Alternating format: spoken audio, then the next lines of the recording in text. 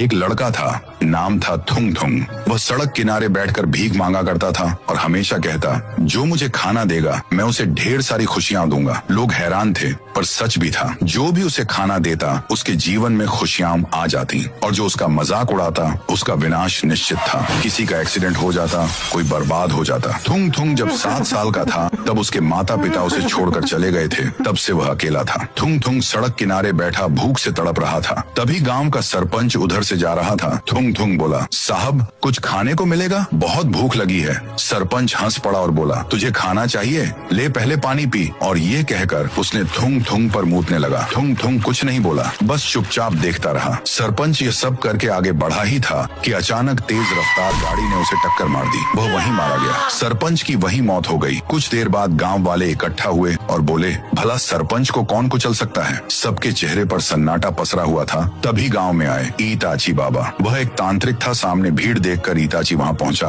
और वह सरपंच को देखकर फूट फूट कर रोने लगा, क्योंकि वह उनका बड़ा भाई था। ईताची जब छोटा था तब वह तंत्र विद्या सीखने के लिए गांव से चला गया था और जब वह लौटा है तो उसका बड़ा भाई मारा जा चुका है। ईताची अपने रहस्यमयी शक्तियों से पीछे का दृश्य देखा जिसमें उसको सरपंच की सारी करतूतें दिखाई देती हैं। ईताची बोला, यह मौत किसी और की गलती नहीं, स्वयं सरपंच के कर्मों का फल है। जिस बच्चे को उसने अपमानित किया वह कोई साधारण लड़का नहीं है। गांव वाले समझ गए कि थुंग थुंग के पास जरूर कोई न कोई रहस्यमयी शक्तियां हैं। उस रात जब सभी गांव वाले सो रहे थे, गहरा सन्नाटा पसरा हुआ था। अचानक गांव में घना धुआं फैलने लगा और उसके अंदर से वही डरावनी आवाज आने लगी।